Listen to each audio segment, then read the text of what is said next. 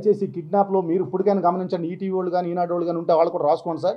దయచేసి ఆంధ్రజ్యోతి ఏబిఎన్ కానీ ఉంటే ఈ కిడ్నాప్ వ్యవహారంలో నేను ఎంక్వైరీ, మనకు ఒక పెద్ద ఆఫీసర్ ఎవరో జైలుకి వెళ్ళి కూడా ఎంక్వైరీ చేసుకున్నారంట. మంచిది, చేసుకుంటే డీటెయిల్డ్గా ఏదైతే వాళ్ళు అంతకుముందు ఛార్జ్ షీట్ ఫైల్ చేశారు, ఛార్జ్ షీట్లో ప్రతి ఐటమ్ని రీఓపెన్ చేసి చేసుకోమని చెప్పి కూడా నేనే కోరుతా ఉన్నా. కోరితే వాళ్ళు కూడా అర్థమవుతుందని కూడా తెలియజేస్తా ఉన్నా. మీరందరూ కూడా దయచేసి ఆ విషయాన్ని కూడా మీరు ప్రజలకు తెలియజెప్పాల్సింది కోరుతా ఉన్నా. ఇది 13 కేసులు ఉన్న వ్యక్తిత్వం. అత్యంత దారుణంగా ఒక మహిళని రేప్ చేసి మర్డర్ చేసిన వ్యక్తిత్వం. అటువంటి వ్యక్తికి ఇవాళ వెనకేసుకొచ్చి అలాంటి వ్యక్తిని మీరు ఇవాళగా మాట్లాడుతూ ఉన్నారంటే మరి ఏంటి అనేది మాకు అర్థం కావట్లేదు. ఇంకా రెండోది, ఈ మధ్యన సిరిపురం గొడవ రోజు చూస్తూనే ఉన్నాం. దాంట్లో 2 ఎలిగేషన్స్. ఒకటి, రోడ్డుకి అడ్డంగా రాళ్ళు పెట్టించేసి అందరినీ ఇబ్బంది గురి చేశాననేది.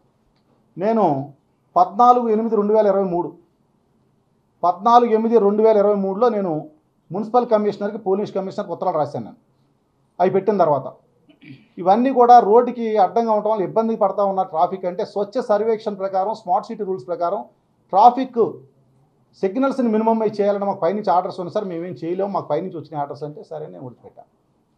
దాని మీద నన్ను ఎన్నో రకాలుగా నా మీద రకరకాల ఆరోపణలు చేశారు. సరే ఏదో మాట్లాడుకున్నారని వదిలేశాను.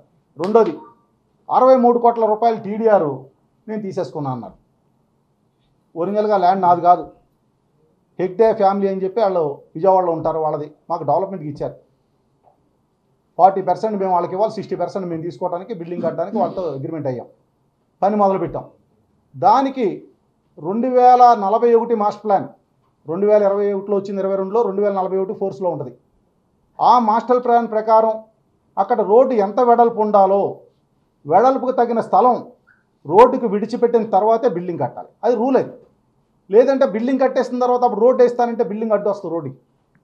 ఆ మాస్టర్ ప్లాన్ ప్రకారం 150 అడుగుల రోడ్డు వెడల్పు ప్రకారం అక్కడ ఎంతైతే 2 పక్కల డివైడ్ చేసి ఈ పక్కన ఎంత వదిలిపెట్టాలనేది మున్సిపాలిటీ ఒక రూల్స్ ఫిక్స్ చేసి దాని ప్రకారం ఎంత స్థలం విడిచిపెడితేనే మేము ప్లాన్ ఇస్తాం, దీనికి టీడీఆర్ ఇస్తామని వాళ్ళు చెప్పిన తర్వాత, టీడీఆర్ బాండ్స్ వాళ్ళు ఇచ్చిన తర్వాతే ఆ స్థలాన్ని మున్సిపల్ కార్పొరేషన్ గిఫ్ట్ రూపంలో వాళ్ళు ఓనర్స్ ఇచ్చి టీడీఆర్ బాండ్స్ తీసుకుని, టీడీఆర్ కూడా ఎక్కడ కూడా బయటికి పట్టుకెళ్ళలేదు. వాళ్ళు సేమ్ సైట్లోనే బిల్డింగ్ కట్టుకోవడానికి వాడుతూ ఉన్నారు. అది కూడా మీరు నోట్ చేసుకోండి పాయింట్ని.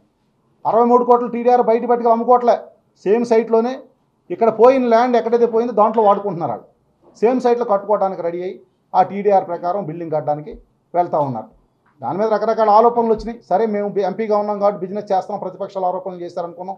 సరే కానీ అని అనుకున్నాం, దాన్ని పక్కన పెడితే ఇంకో మూడో విషయం, కోరమనపాలెంలో 4 విషయాలు మీకు క్లారిఫై ఇవ్వాలనుకున్నాం. ఫస్ట్ది హేమంత్ విషయం అయింది, రెండోది సిరిపురం విషయం అయింది, మూడోది కోరమనపాలెంలో ఎంవీఎంకే పార్క్ అని ఒక 2000 అపార్ట్మెంట్లు కట్టాం, 2000 ఫ్లాట్లు, ఒక అద్భుతమైన గేటెడ్ కమ్యూనిటీ 10 ఎకరాల్లో.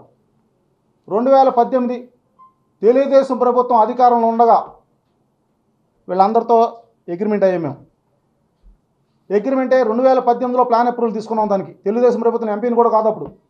2019లో పని మొదలు పెట్టాం. 2021 కల్లా కంప్లీట్ చేసాం. 22 కంప్లీట్ చేసాం దాన్ని. రీసెంట్గా అందరూ దిగిపోయారు కూడా.